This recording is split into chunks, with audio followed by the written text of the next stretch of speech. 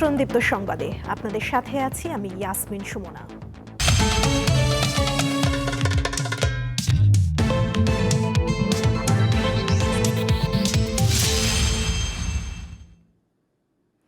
FIFA বিশ্বকাপের মঞ্চে আরও একটি স্মরণীয় অধ্যায় যোগ করলেন লিওনেল মেসি। আলজেরিয়ার বিপক্ষে হ্যাটট্রিক পূর্ণ করেছেন আর্জেন্টাইন অধিনায়ক। তার একক পারফরমেন্সে ৩-০ গোলের জয় নিয়ে বিশ্ব আসর শুরু করেছে ডিফেন্ডিং চ্যাম্পিয়নরা। এদিকে জাতীয় দলের হয়ে সর্বোচ্চ গোলের রেকর্ড গড়ে এমবাপ্পে জেতালেন ফ্রান্সকে। আর্লিং হাল্যান্ডের জোড়া গোলে ইরাককে উড়িয়ে দিয়ে বিশ্বমঞ্চে প্রত্যাবর্তনটা দারুণ করল নরওয়ে। বিশ্বকাপ নিয়ে কথা বলতে আমাদের সঙ্গে স্টুডিওতে আছেন সহকর্মী মোহাম্মদ হাসিব। কথা বলবো তার সঙ্গে। হাসিব, আপনাকে স্বাগত। ধন্যবাদ। হাসিব, প্রত্যাশিত জয় নিয়ে আর্জেন্টিনা বিশ্বকাপ শুরু করলেন, সঙ্গে মেসির হ্যাট্রিক। কি বার্তা দিচ্ছেন মেসি?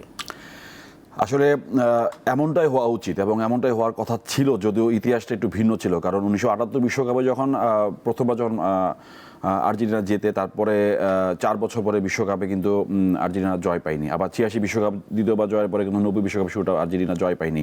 তো সেই হিসাবে 26 বিশ্বকাপ জয়ের পরে 22 বিশ্বকাপ জয়ের পরে 26 বিশ্বকাপের শুরুতে আর্জেন্টিনার প্রথম ম্যাচটা অনেক কারণেই একটা হাই ভোল্টেজ এবং অন্যরকম একটা মাত্রা ছিল বা অন্যরকম একটা অবস্থায় ছিল। সেখান থেকে আসলে স্কালোনি যেই বুদ্ধিমত্তার এবং একই সাথে সাহসিকতার পরিচয় দিয়েছে, সেটা হচ্ছে সবচেয়ে বড় বিষয়। কারণ যখন একাদশ শুরু হয়, সেখানে যে ফরমেশন ছিল সেই 4-3-3, সেটা কিন্তু আবার যখন মেসিকে উঠানো হয় তখন কিন্তু সাথে সাথে ফরমেশনটা চেঞ্জ হয়, অর্থাৎ 4-4-2। বলতে যাচ্ছে এই কারণেই যে স্কালোনি যেই সাহসিকতার পরিচয়টা দেখিয়েছেন এই যে চাপে থেকেও, সেটা আসলে অনেক বড় একটা প্রাপ্তি বলবো। হ্যাঁ, মেসির হ্যাট্রিক নিঃসন্দেহে এরকম একটা পরিস্থিতিতে, এরকম একটা সিচুয়েশনে হ্যাট্রিক করা, ঠান্ডা মাথায় 3টা গোল করা, দেখেন প্রত্যেকটা গোলই দেখেন যথেষ্ট ঠান্ডা মাথায় করেছে। এবং আলজেরিয়ার ডিফেন্স যে কতটা নড়বড়ে সেটা একদম স্পষ্ট। স্পেশালি দ্বিতীয় গোলটা কোনোভাবে না, গোলরক্ষক বলটাকে ছেড়ে দিয়েছেন বা গ্রিপ করতে পারেননি, সেখান থেকে মেসি পিক করে ঠান্ডা মাথায় রাইট সাইড থেকে গোলটা করেছেন। এটাই আসলে একজন সর্বোচ্চ অভিজ্ঞ খেলোয়াড়ের কাছ থেকে এরকম ঠান্ডা মাথায় গোল হওয়াটাই স্বাভাবিক।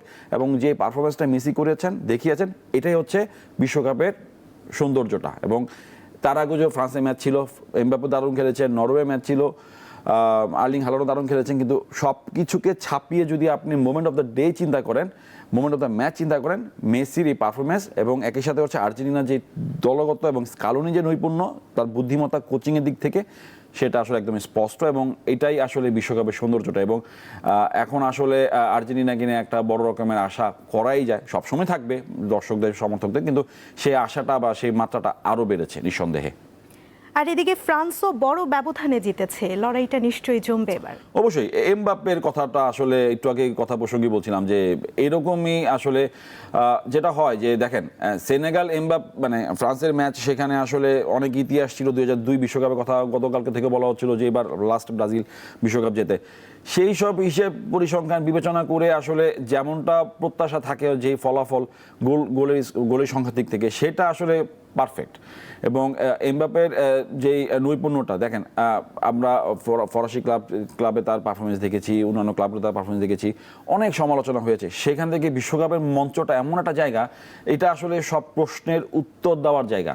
সো এখানে আপনি যদি একদম শুরু থেকে শেষ পর্যন্ত নিজের পারফরমেন্সটাকে ধারাবাহিকভাবে ধরে রাখার চেষ্টা রাখতে পারেন, তাহলেই আসলে সব কিছু হবে। এবং এটাই আসলে এমবাপ্পে করে দেখিয়েছে। এখানে আসলে এমবাপ্পের কাছ থেকে আসলে এরকম একটা প্রজন্ম বা এরকম একটা প্লেয়ারের কাছ থেকে আসলে এমনটাই আশা করি, যারা কিনা এবারে বিশ্বকাপে এখন পর্যন্ত বলা হচ্ছে যে ফ্রান্স এবারে বিশ্বকাপেরও জয়ের একটা দাবিদার। এবং তারা যে দলটা গুছিয়েছে, যে দলটা এসেছে এই বিশ্বকাপে অংশ নিয়েছে, তারা আসলে এই রেসটাতে তারা টিকে থাকবে শেষ পর্যন্ত, এমনটা। এবং সেটা আসলে ধারাবাহিকতার শুরুটা আসলে আজকের ম্যাচ দিয়ে এবং এমবাপ্পের পারফরমেন্স দিয়ে, নিঃসন্দেহে।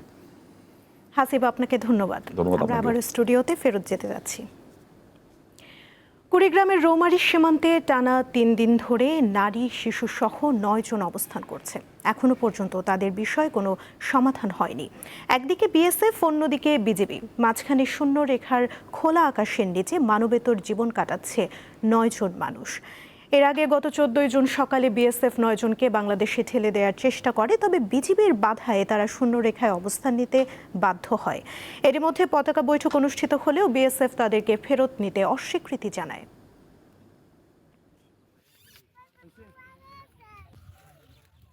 রাজধানীর যানজট কমাতে বড় পদক্ষেপ নিয়েছে সরকার। ঢাকার ভেতরে থাকা 4টি আন্তনগর বাস টার্মিনাল স্থানান্তরের উদ্যোগ নেওয়া হয়েছে।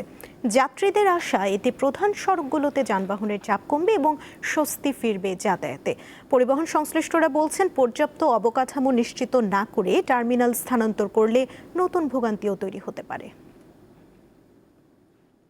আমার পেছনের এই যানজটের অন্যতম প্রধান কারণ হচ্ছে আন্তনগর বাসের চাপ। এখান থেকে কিছুটা দূরেই গাবতলী বাস টার্মিনাল। সেখান থেকে অসংখ্য বাস প্রতিদিন বিভিন্ন জেলার উদ্দেশ্যে ছেড়ে যায় এবং ফিরেও আসে। এর কারণে এখানকার যে আশেপাশে এলাকা রয়েছে সেখানে তৈরি হয় তীব্র যানজট ও জনদুর্ভোগ। তাই সরকার সিদ্ধান্ত নিয়েছে ঢাকার ভেতরে থাকা 4টি বাস টার্মিনাল সরিয়ে নেওয়া হবে শহরের বাইরে। গাবতলী, সায়দাবাদ, মহাখালী কিংবা গুলিস্তান থেকে ছেড়ে যাওয়া বাসগুলো টার্মিনাল ছাড়ার পরও বিভিন্ন পয়েন্টে যাত্রী উঠানামা করে। সেজন্য প্রতিনিয়ত সড়কে দীর্ঘক্ষণ দাঁড়িয়ে থাকে বাস। এই বাস্তবতা বিবেচনায় 4টি বাস টার্মিনাল স্থানান্তরের নির্দেশ দিয়েছেন প্রধানমন্ত্রী তারেক রহমান। সরকারের প্রত্যাশা, আন্তজেলা বাসগুলোকে শহরের প্রান্তে সীমাবদ্ধ রাখা গেলে রাজধানীর অভ্যন্তরে অপ্রয়োজনীয় বাস চলাচল কমবে, একই সঙ্গে কমবে যানজটও। ওইখানে মনে করেন যে খোলামেলা জায়গা, অনেক জায়গা, মানুষের অসুবিধা হবে না। এখানে অল্প জায়গা, এখানে সমস্যা হবে। গাবতলীতে একটা সবসময় যানজটটা থাকবেই না, আমি আশা করি ইনশাল্লাহ। আমরা চাই যানজট ফ্রি এবং সহজে যাতায়াত হয় এমন জায়গায় যেন টার্মিনালটা হয়। এমন সিদ্ধান্তকে স্বাগত জানালেও কিছু শর্তের কথা বলছেন পরিবহন সংশ্লিষ্টরা। তাদের মতে নতুন টার্মিনালগুলোকে পর্যাপ্ত সুযোগ সুবিধা নিশ্চিত করতে হবে, অন্যথায় রাজধানীর যানজট কমলেও যাত্রী ভোগান্তি বাড়তে পারে। যারা এটার সাথে সম্পৃক্ত তাদেরকে মাথায় রাখা এটা পালাই কর্মে এটাকে আস্তে আস্তে এটা নির্ধারণ করে স্থাপন করতে হবে। হুট করে লয়ে গেল, মানুষকে বিপদে পড়লো, এরকম যাতে না হয়। যাত্রী তো টার্মিনালেই যাবে। আমরাও চাই যে শহরের কাউন্টার সব টার্মিনাল কেন্দ্রিক হোক, কারণ শহরে প্রচুর খরচ। সায়দাবাদের এই বাস টার্মিনাল সরিয়ে নেওয়া হচ্ছে কাঁচপুরে। এছাড়া গুলিস্তান, ফুলবাড়িয়ার যেই টার্মিনাল রয়েছে সেটি কেরানীগঞ্জে, মহাখালী টার্মিনাল পূর্বাচলে এবং গাবতলী টার্মিনাল স্থানান্তর করা হচ্ছে হেমায়েতপুরে। দীর্ঘদিনের এই আলোচিত উদ্যোগ যদি বাস্তবায়ন করা যায়, ঢাকার যানজট নিরসনে এটি গুরুত্বপূর্ণ ভূমিকা রাখবে বলে মনে করছেন সকলে। জহিরুল মোহসান, দীপ্ত সংবাদ, ঢাকা। উদ্বোধনের পর 3.5 বছর পার হলেও এখনো চালু হয়নি মাদারীপুরে প্রায় 12 কোটি টাকা ব্যয় নির্মিত ট্রমা সেন্টার। ফলে রক্ষণাবেক্ষণের অভাবে চুরি হয়ে গেছে মূল্যবান জিনিসপত্র। এছাড়া নিরিবিলি স্থানে হওয়ায় বর্তমানে মাদক সেবীদের আড্ডাখানায় পরিণত হয়েছে সেন্টারটি। মাদারীপুরের শিবচরে 11 কোটি 96 লাখ টাকা ব্যয়ে ঢাকা ভাঙ্গা এক্সপ্রেসওয়ের পাশে নির্মাণ করা হয় ইলিয়াস আহমেদ চৌধুরী ট্রমা সেন্টার। 2022 সালের নভেম্বরে তৎকালীন স্বাস্থ্যমন্ত্রী জাহিদ মালেক সেন্টারটি উদ্বোধন করেন, তবে এখনও চালু হয়নি এটি। মূলত পদ্মা সেতু সংলগ্ন এলাকায় সড়ক দুর্ঘটনায় আহতদের দ্রুত চিকিৎসার জন্য নির্মাণ করা হয় ট্রমা সেন্টারটি। কিন্তু জনবল ও প্রয়োজনীয় লজিস্টিক সাপোর্ট না থাকায় এখনও এটির কার্যক্রম শুরু হয়নি। সংশ্লিষ্টদের দাবি, ট্রমা সেন্টারের জন্য 2 জন আবাসিক মেডিকেল অফিসার সহ 14 জন চিকিৎসক, সেবিকা ও টেকনিশিয়ান সহ মোট 34 জন থাকার কথা, কিন্তু গত 3.5 বছরে একজনকেও নিয়োগ দেওয়া হয়নি। প্রধান সমস্যা যেটা জনবলের যদি এখানে পদায়ন হয়, ডাক্তার সহ, নার্স সহ অন্যান্য জনবল পেলে আমরা তখন পুরোদমে ট্রমা সেন্টারটি চালু করতে পারবো এবং শিবচরবাসীকে তাদের কাঙ্ক্ষিত সেবা দিতে পারবো বলে আশা করছি। স্থানীয়রা জানান, দীর্ঘদিন বন্ধ পড়ে থাকায় এখন মাদক সেবীদের আখড়ায় পরিণত হয়েছে সেন্টারটি। নিরাপত্তা কর্মী না থাকায় সেখানকার বৈদ্যুতিক ও স্যানিটারি সামগ্রী সহ বিভিন্ন মূল্যবান মালামাল চুরি হয়ে গেছে।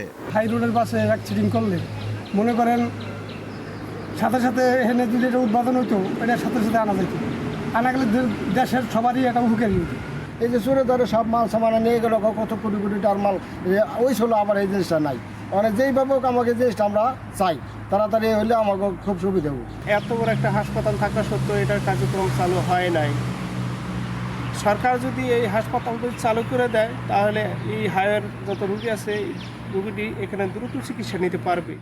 জনবল নিয়োগ ও প্রয়োজনীয় সরঞ্জাম সরবরাহ করে দ্রুত ট্রমা সেন্টারটি চালুর দাবি জানিয়েছেন স্থানীয়রা। আফরিদ হাসান, দীপ্ত বার্তা কক্ষ।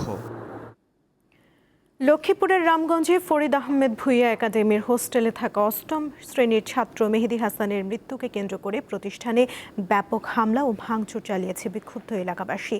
নিহত স্কুল শিক্ষার্থী মেহেদী হাসান রামগঞ্জ উপজেলার সোনাপুর বাজারের জিয়া উদ্যানের ছেলে। মঙ্গলবার সন্ধ্যায় কলেজ হোস্টেল থেকে তার মরদেহ উদ্ধার করা হয়। এ ঘটনার খবর ছড়িয়ে পড়লে প্রতিবাদে নামে স্থানীয়রা। শিক্ষার্থী মেহেদী হাসানকে পিটিয়ে হত্যার অভিযোগ তুলে প্রতিষ্ঠানের ভেতরে ও বাইরে বিক্ষোভ করে এলাকাবাসী। সন্ধ্যার পর থেকে রাত 12:30 পর্যন্ত দফায় দফায় বিক্ষোভ ও হামলা ভাঙচুর চালানো হয়েছে।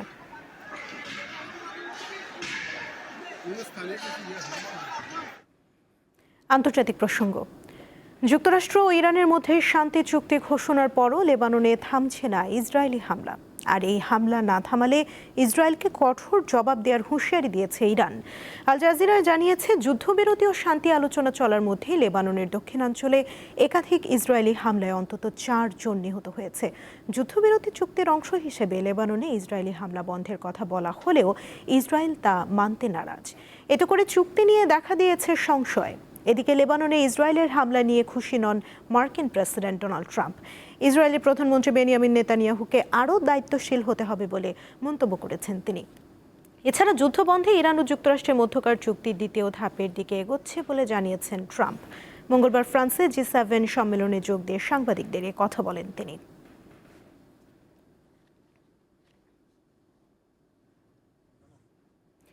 আবারও খেলার খবর।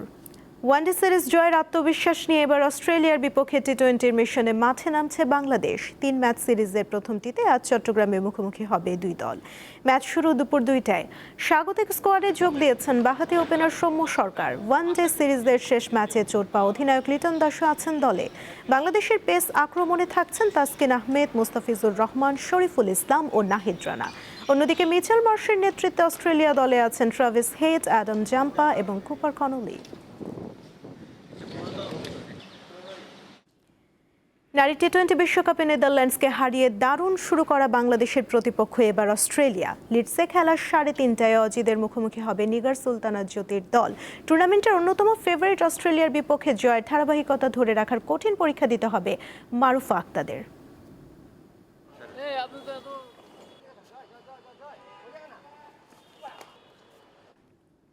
এই ছিল এখনকার মতো। পরবর্তী সংবাদ বেলা 12টায় দেখার আমন্ত্রণ রইল। এছাড়া আরও তথ্য পেতে যুক্ত থাকুন দীপ্ত ডিজিটাল প্ল্যাটফর্মের সাথে।